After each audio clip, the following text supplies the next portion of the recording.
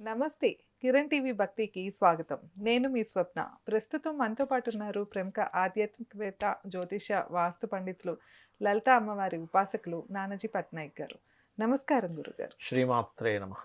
గురుగారు, రేపే మనకి శని త్రయోదశి. ఈ శని త్రయోదశి రోజున అంటే ఏ రాశుల వారికైతే ఈ శని ప్రభావం ఉందో ఆ శని ప్రభావం తగ్గించుకోవడానికి ఏమి చేసుకోవాలి? ఏ పరిహారం చేసుకుంటే బావుంటుంది తెలియజేస్తూ గురుగారు, అసలు ఈ శని త్రయోదశి ప్రత్యేకత ఏంటో ఒకసారి చెప్తారా? తప్పకుండా అండి. హ్మ్. ఉదయం పూట అందరూ గూడా శని భగవానుడి దగ్గరికి వెళ్ళి అక్కడ నువ్వులు వేయడము, నువ్వులు దానంగా ఇవ్వడము, అలాగే మనకి నూనెని అభిషేకంగా చేయడం అనేది జనరల్‌గా జరుగుతూ ఉంటుంది. అవును అయితే గురుగారు. ఇదంతా ఒక ప్రక్రియ అయితే రాత్రి సమయంలో అమ్మవారి నామం ఒకటి చేయాలి. ఓకే. అది గనక చేయగలిగితే ఇంకా అద్భుతమైనటువంటి ఫలితాలను పొందుతారు. అదేంటో కూడా చెప్తానండి మీకు. హ్మ్. మొట్టమొదటిగా ఏంటంటే అసలు శని అనంగానే వెంటనే మనం నెగిటివ్‌లోకి వెళ్ళిపోతాం. శని పీడించేస్తున్నాడు, శని నన్ను తినేస్తున్నాడు, అయ్య బాబోయ్! శని దశ వచ్చేసింది, ఏలినాటి శని వచ్చేసింది.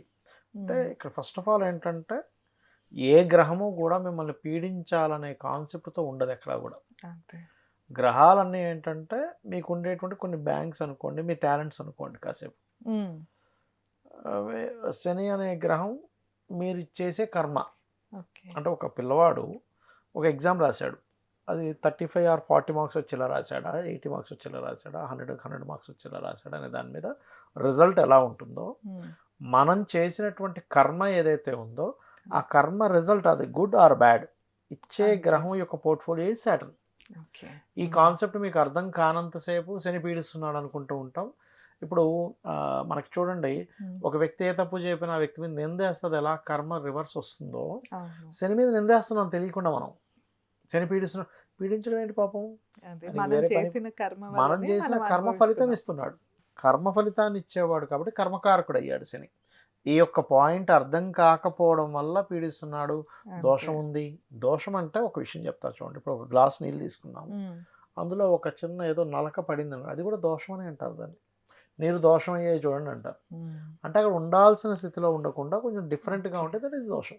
అంతే. స్థితి మారిపోతే దాన్ని దోషం అంటారు. అందుకని దోషం అనే వర్డ్‌ని ఏదో పెద్దగా చూడడం కాదక్కడ. గురుగారు, మెయిన్‌గా ఒక విషయం ఏందంటే, ఇప్పుడు మీరు కర్మ ఫలితం అనుభవించడమే శని అవునండి. అవును. ఇదని చెప్పారు. అంటే ఈ జన్మలో చేసుకున్న కర్మ ఫలితమా? లేతే పూర్వ జన్మలో చేసుకున్న కర్మ ఫలితమా గురుగారు? ఒక్క జన్మ కాదండి. ఒక మనిషి యొక్క జన్మ ఎత్తేటప్పుడు ఒక 100 జన్మలది ఉంటుంది. ఓకే. అందరూ ఒకే దగ్గర మ్యాచ్ అవ్వరు గదా! వ్యక్తి జన్మెత్తేసాడు. హ్మ్. ఆహ్, ఈ వ్యక్తి ఎవరికైతే రుణపడి ఉన్నాడో ఆ వ్యక్తి కూడా పుట్టాలిగా. అంతే. వాడు పుట్టేటప్పటికి మళ్ళీ ఇంకో జన్మలో ఎక్కడో కనెక్ట్ అయినప్పుడు అప్పుడు వాళ్ళకి ఓకే. కనెక్ట్ అవుతాడు. అది హుహు. వివాహ రూపంలో అవ్వచ్చు, ఫ్రెండ్ రూపంలో అవ్వచ్చు, లేకపోతే ఇంకోటేదో వ్యాపార రూపంలో అవ్వచ్చు, ఓకే. లేకపోతే ఇంకోటేదో వాళ్ళిద్దరూ కలిసి ఏదైనా ఇంకేదైనా ఒక మంచి పనులు చేయడం అవ్వచ్చు, ఆధ్యాత్మికమైనటువంటి పూజలు చేసుకోవడం అవ్వచ్చు, ఏదైనా గానీ వాళ్ళిద్దరికీ కనెక్టివిటీ ఉంటుంది. అంటే ఏదో ఒక జన్మలో చేసుకున్న కర్మ ఫలితాన్ని ఇప్పుడు ఇక్కడికి మనం వస్తూ ఉంటుందన్నమాట. ఓకే. మీకు ఆహ్, మహాకవి కాళిదాసు గారు, హ్మ్. అతను ఒక రాణిని పెళ్లి చేసుకుంటాడు. హ్మ్. ఎట్లాగా ఆ రాణి యొక్క అంటే ఆ రాజు యొక్క ఆస్థానంలో ఉండేటువంటి ఒక పండితుడు దుర్బుద్ధి వల్ల పుట్టినటువంటిది అతను నమ్మి హ్మ్. ఆ రాజుగారు అతనికి అప్పచెప్తాడు. "నువ్వు ఒక మంచి పండితుడిని తీసుకొచ్చేయి" అంటే, అమ్మా! నేను చేసుకుందాం అనుకున్నా ఇట్లా చేస్తాడా అని హ్మ్. అసలు ఎందుకు పనికిరానోడిని ఒకడిని చేద్దాం అనుకోని తిరుగుతూ ఉంటే, హ్మ్. ఒక చెట్టు మీద కూర్చొని తనున్న కొమ్మని తానే నరుక్కున్నాడు. ఆ వీడంతా ఇంకా బుద్ధి ఆ! లేనోడు ఎవడు ఉంటాడు. లేనోడిని తీసుకొచ్చి, ఓకే. "నీకు పెళ్లి చేస్తానని నువ్వేం మాట్లాడకూడదు" అని చెప్తాడు. హ్మ్. సైగలు చేయమంటాడు. ఆ సైగలకి ఈయన చాలా బ్రహ్మజ్ఞాని అండి అని చెప్పి పెళ్లి చేసేస్తాడు. ఆ! ఆవిడ చక్కగా ఫస్ట్ డే మంచి పండితుడు అంటున్నారు. మాట్లాడుకుంటే సంభాషణ బావుంటుంది గదా! అని అవును. ఆహ్, అడుగుతుంది మాట్లాడదామా అని. ఆ! నేను మాటల్లో గిటల్లో తొంగు అంటాడు. ఏమో ఇదేంట్రా ఇలా అంటున్నాడని లేపి అడుగుతుంది. ఆ! ఏంటి అసలు ఎవరు నువ్వు అంటే, నాకు తల్లి లేదు, తండ్రి లేదు, చదువు లేదు. నేను ఒక గొర్రెల కాపరిని. ఓకే. ఏదో చేసుకుంటూ ఉంటాను. వచ్చి కర్రలు కొట్టుకుంటూ ఉంటాను. నాకు పెళ్లి చేస్తాను అని చేశారు. అప్పుడు ఆవిడ హ్మ్. అమ్మవారి దగ్గరికి వెళ్ళి, హ్మ్. "నువ్వు అమ్మవారిని వేడుకో విద్యమ్మని ఇస్తుంది" ఆ! అని పంపిస్తుంది. అప్పుడు మనకి మీరు శ్యామలా దండకం వినే ఉంటారు. ఆ! ఏమీ రానటువంటి ఆ వ్యక్తికి తలుపులేసుకొని కూర్చుంటాడు లోపల. ఎంత అమాయకత్వం అంటే, మనం ముందుగా భగవంతుడి దగ్గరికి వెళ్ళడానికి అమాయకత్వం కావాలి. అనవసరం పిచ్చి పిచ్చి లాజిక్స్ అని వేస్తూ ఉంటాం. లాజిక్స్ కాదు కావాల్సింది. అంతే. తలుపు కొడుతుంది అమ్మవారు. ఫస్ట్ వెళ్ళే ముందు అడుగుతాడు, పూజారిని అడిగితే ఇప్పుడు అమ్మవారు బయట తిరుగుతుంది, నైట్ టైం బయట ఉంటుంది, లోపల ఓకే. ఉండదు అంటే, అంటే పొద్దున్న వస్తుందిగా నేను తలుపు వేసేసుకుంటాను, లోపలికి రాకుండా చూసుకుంటాను అనుకుంటాడు. హ్మ్. ఎవడో లోపల తలుపు కొడితే నువ్వు నాకు విద్య ఇస్తానంటే నేను తలుపు తీస్తా అంటాడు. హ్మ్. మొండిగా ఉంటే సరే ఇస్తానులే అని అంటది. లోపలికి వస్తుంది, వచ్చి నాయనా నీకు 7 జన్మల అజ్ఞానం ఉంది, ఇంకా హ్మ్. 7 జన్మల అజ్ఞానం ఇలాగే నువ్వు పుట్టాలి, తర్వాత నీకు జ్ఞానం వస్తుంది. అయ్యో అవునా? అంటే నేను మీకు ఈ విషయం ఎందుకు చెప్తున్నానంటే, హ్మ్. శనిత్రయోదశి రోజు పొద్దున్నప్పుడు చేసేటువంటి ఈ దానం ఇవ్వడం అనుకోండి, ఏదైనా హ్మ్. చేయడం ఒక ఎత్తు అయితే, రాత్రిపూట అమ్మవారి నామం మన జన్మల యొక్క తలరాతను మారుస్తుందని. ఓకే. హ్మ్. కర్మే కదా. అవును గురుగారు. అప్పుడు ఏం చేస్తుంది, విత్ ఇన్ అవును. సెకండ్స్లో, కొన్ని సెకండ్స్లో హ్మ్. అతను 7 జన్మలు కంప్లీట్ చేయించేసి ఓకే. ఒక పనితోని చేసేస్తుంది. అసలు శ్యామలా దండకం విన్నారు ఎప్పుడైనా మీరు? మాణిక్య వీణా హ్మ్. ముపలాలయంతి విన్నాను మదాలస గురుగారు. మంజుల వాప ఆ! విలాస అని. ఏంటండి, ఏమీ చదువుకోని వ్యక్తి అంత గొప్ప కావ్యం ఎలా రాస్తారు అమ్మవారి అనుగ్రహం లేకపోతే? అంతే కదా! అవును. అంటే మన కర్మని తీసేసేది కర్మని అమ్మవారంటారు. 7 జన్మల కర్మల్ని అమ్మవారు అనుగ్రహిస్తే తీసేసినప్పుడు, హ్మ్. లలితా సహస్రనామాల్లో ఒక నామం ఉంటుంది. ఓం అనాకలిత సాదృశ్య చుబుకశ్రీ విరాజితాయే నమః. హ్మ్. అమ్మవారి యొక్క గడ్డపు శోభ గురించి. ఇది ఎవరైతే చేస్తారో ఖచ్చితంగా రాత్రి సమయంలో, పొద్దున్నంతా మనం హ్మ్. జాబ్కి వెళ్ళాము, లేకపోతే ఒక దానం ఇచ్చుకున్నాము. హ్మ్. ఇంకోటి ఏంటంటే కేవలం దానం ఒకటే కాకుండా, శని అంటే కార్మికులు, కర్షకులు, హ్మ్. పనివాళ్ళు, ముసలి వాళ్ళు, రోగగ్రస్తులు, వీళ్ళందరూ శని అవును. హ్మ్. కారకత్వం అంటారు దాన్ని. వాళ్ళకి మీరు ఏదైనా హెల్ప్ చేయగలగండి. ఓకే. హ్మ్. లేదా ఏదైనా ఆలయంలో నూనెని దానంగా ఇవ్వండి, నూనె హ్మ్. వాడుకోవడానికి ఇవ్వండి, లేకపోతే పేదవాళ్ళకు నూనె ప్యాకెట్ ఇవ్వండి. హ్మ్.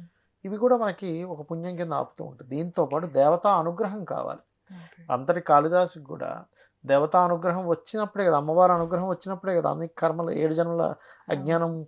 తొలగిపోయింది. అంతే. ఈ నామాన్ని గనక రాత్రి సమయంలో అన్ని పనులు అయిపోయాయి, చక్కగా డ్యూటీకి వెళ్ళొచ్చాం, వ్యాపారం అంతా అయిపోయింది, 10 గంటలకైనా చేసుకోండి, తప్పేం లేదు, 11 గంటలకు పర్లేదు. చేసుకోండి, తప్పులేదు. హ్మ్. ఒక్క 48 నిమిషాలు ఈ నామం పఠించండి. మీకు ఓకే. కావాలంటే వాట్సాప్లో పంపిస్తాను ఆ నామం కూడా. అలాగే ఓం గురుగారు. అనాకలిత సాదృశ్య చుబుకశ్రీ విరాజితాయై నమః.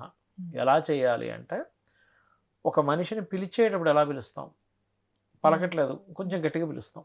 అవును. ఏంటండి పిలుస్తున్నారంటే, ఏంటి ఏ ధ్యాసలో ఉన్నాం అంటే, ఉన్నాడన్నప్పుడు ఎలా పిలుస్తాం? లేనప్పుడు ఉట్టి శోభాన్ని చూసి లేడనుకొని మనం పిలవలేము, మనకు రాదు, లోపల నుంచి ఆ భావన రాదు. అవును. మన ఎదురుంగా మనిషి ఉంటే ఎదురుగా ఉన్నారన్నప్పుడు ఆ భావన వస్తుంది. దూరంగా ఉన్నారంటే కొంచెం గట్టిగా కేకేసి పిలుస్తాం. అవును. అలా జన్మ తరించిపోయేలా చేయాలి మంత్రం చేస్తే. ఇంక అసలు నేను తరించిపోతున్నా అంత చేయాలి. హ్మ్. అలా గనక చేస్తే మనకి పురాణాలన్నీ కూడా చెప్పేదేంటంటే, నువ్వు గనక ఆర్తితో ఏదైనా ఒకటి చేయగలిగితే, హ్మ్. ఖచ్చితంగా అమ్మవారి అనుగ్రహం కలిగితే, అమ్మవారి దృష్టి పడితే ఏమవుతుంది అంటే కర్మ దగ్ధమవుతుంది. ఓకే. అక్కడ పడింది అదేగా. ఫస్ట్ హ్మ్. కాళికాదేవిగా వస్తుంది, శ్యామలాగా వస్తుంది. హ్మ్. ఆహ్, దాని తర్వాత మళ్ళీ ఫస్ట్ కాళిక వస్తుంది, దాని తర్వాత శ్యామల అవుతుంది. అంటే ఇప్పుడు ఇతనికి ఇవ్వాల్సింది అది కదా, అదే. హ్మ్. జ్ఞానం కదా, అందుకని. హ్మ్. అలా ఏంటంటే మనం గనక అమ్మవారి ఆరాధన గనక ఆ నామం గనక చేయగలిగితే మీరు డిఫరెన్స్ చూడొచ్చు. ఎవరికైనా ఓకే. ఏలినాటి శని నడుస్తుంది. ఇప్పుడు ఏలినాటి శని ఎవరెవరికి నడుస్తుంది? హ్మ్. మేషం వారికి. అవును. మేషం వారికి 12లో నడుస్తుంది కాబట్టి, so 12th house, short term investments కాకుండా కొంచెం లాంగ్ టర్మ్ ఇన్వెస్ట్మెంట్స్ పెట్టుకోవాలి. ఓకే. ఖర్చులు పెట్టేటప్పుడు కాస్త చూసి చేసుకోవాలి. సింపుల్. హ్మ్. అది అర్థం చేసుకుంటే అర్థమైపోతుంది.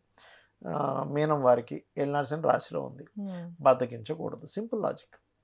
హ్మ్. కుంభం వారికి 2లో ఉంది, ఆ! ధనం కొంచెం ఎవరికి ఇస్తున్నా, ఎవరి దగ్గర తీసుకుంటున్నా, ఏంటి ఆ జాగ్రత్తలు తీసుకో. కుటుంబ సభ్యుల చూసుకోవాలి. విషయంలో హ్మ్. కొంచెం రోగాలు కొంచెం ఎక్కువ అవుతుంటాయి, కుటుంబ సభ్యుల్లో వాడి ఖర్చులు అవుతూ ఉంటాయి. ఓకే. లేదా సింహం అష్టమ శని, హ్మ్. నిందల్ని అర్థం చేసుకోగలగాలి. నిందల్ని, సరే ఈ నింద పడ్డాను కదా, ఇప్పుడు హ్మ్. ఎలా అంటే మన మీద ఎవరైనా నింద వేసినప్పుడు కృంగిపోయి బాధపడ్డం వేరు, హ్మ్. దాన్నే స్ఫూర్తిగా తీసుకుని గెలవడం వేరు. అవును. సింహం వారు అది పాటించగలగాలి. హ్మ్. ధనస్సు వారు ఏదైనా ప్రాపర్టీకి మనీ ఇస్తున్నాం, ఈ విషయంలో జాగ్రత్తగా ఉంటే చాలు. అంతే. ఇక్కడ ఏం చెప్తుందంటే గ్రహం ఎప్పుడు కూడా, హ్మ్. నువ్వు ఈ పని చేయబోతున్నావు, సో ఇక్కడ ఈ పోర్ట్ఫోలియో ఉంది, నువ్వు ఈ విషయంలో జాగ్రత్తగా ఉండు. అంతే. హ్మ్. అలా గనక ఉంటూ ఏలినాటి శని నడుస్తున్నా, అర్ధాష్టమ శని నడుస్తున్నా, శని నడుస్తున్నా, హ్మ్. శని అనేవాడు అంటే అతని యొక్క దేవత. ఆ దేవత మనల్ని పీడించడం కాదు, మన హ్మ్. కర్మల్ని మనకు అందిస్తుంది. అది మంచి చెడు రెండు కూడా ప్రతి హ్మ్. గ్రహం అందిస్తుంది. అందులో మన అవును. శని మనకు బాగా హైలైట్ అయిపోయింది. కాకపోతే హ్మ్. అంతే. శనికి ఉన్నట్టు త్రయోదశి ఉన్నట్టు వేరే వాటికి త్రయోదశులు ఉండవు. గురు త్రయోదశి, శుక్ర త్రయోదశులు ఉండవు. అదే.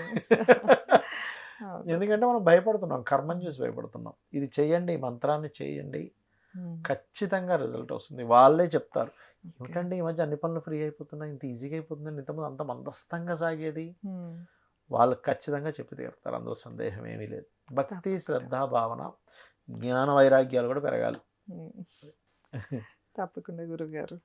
సో, శని అనంగానే భయపడకుండా గురువుగారు చెప్పినట్లు మన కర్మని తగ్గించుకోవటానికి, తొలగించుకోవటానికి అమ్మవారి నామాన్ని రేపు రాత్రి సమయంలో 48 నిమిషాలు మాత్రం చేస్తే మీకు ఉన్న ఎలాంటి శని దోషాలైనా తొలగిపోతాయి. ఆ కర్మ అనేది తొలగిపోతుందని గురువుగారు తెలియజేస్తున్నారు కదా! ఇంకా మీకేమైనా ఎలాంటి సమస్యతో మీరు ఇబ్బంది పడుతున్నా, లేకపోతే ఎలాంటి సందేహాలున్నా గురువుగారిని సంప్రదించాలి అంటే స్క్రీన్ పైన స్క్రోల్ అయ్యే నెంబర్‌కి కాంటాక్ట్ అవ్వచ్చు. ధన్యవాదాలు. నమస్కారం గురుగారు. శ్రీమాత్రే నమః.